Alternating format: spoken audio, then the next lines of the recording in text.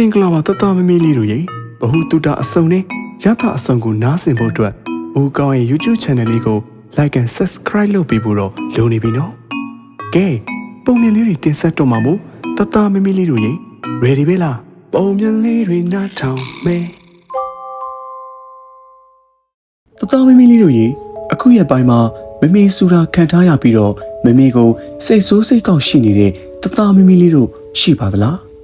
ရှိနေဆိုလို့ရှိရင်အခုဦးကောင်းဖက်ပြပေးသွားမယ်ဒူလန်နီစာပေကနေထုတ်လို့ဖြတ်ချီထားတယ်မမေစူရာချစ်လို့ပါဆိုတဲ့ဒီရုပ်ပြပုံမြင်လေးကိုတတမမီလေးတို့နားထောင်သွားဖို့မမိနဲ့အောင်နော်ကဲဒါဆိုရင်ပုံမြင်လေးကိုစလိုက်ပါတော့မယ်နော်မမေစူရာချစ်လို့ပါ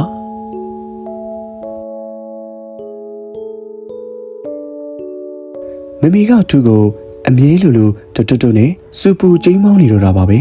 သူလေးက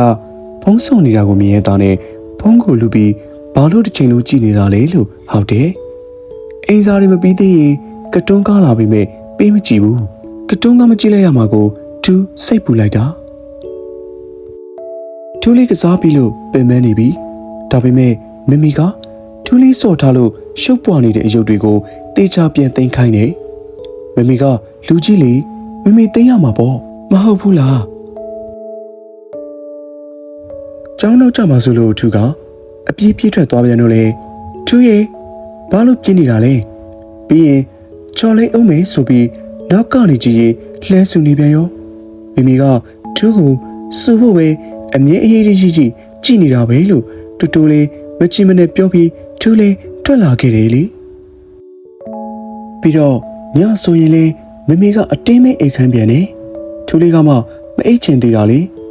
ကတွန်းကားကြည့်ချင်သေးတာပေါ့မနေ့ဆိုလေမမေကထားတော့သူရေစောစောထားမှမနေ့စာအေးအေးစီစီဝအောင်စားတော့လို့ရမှာဆိုပြီးသူအိတ်ချင်နေသေးတာကိုအစိုးကြီးလာနှူးတယ်မနေ့စာကိုလဲရောက်မှမုတ်တခုခုစားလိုက်ရင်ရနေတာပဲကိုဆိုပြီးသူကမချီမနဲ့ဖြစ်နေပြန်ရောသူတိမခံနိုင်တော့ဘူးမမေကိုဖေဖေနဲ့တိုင်ပြောလိုက်တာပေါ့ဖေဖေကပြုံးပြီးတော့ရှင်းပြတယ်မမေမမားဘူးတဲ့ဖေဖေကသူ့ဘက်မပါလို့စိတ်မကောင်းဘူးဒါပေမဲ့ဖေဖေရှင်းပြတာကိုတော့သူပြီးအောင်နားထောင်လိုက်ပါတယ်မမေကသူ့ကိုအရင်ချစ်လို့ပြောတာပါမချစ်ရင်အပင်မခံပြီးပြောမနေဘူးပေါ့ဖုံးချကြီးတုံးရင်သူ့ရဲ့မျက်လုံးထိခိုက်မှစိုးရင်လို့တားတာပါအိမ်စာမပြီးရင်လေသမီးလေးစာမလိုက်နိုင်ပါဆိုလို့ပြီးအောင်လုပ်ခိုင်းတာပေါ့ကွယ်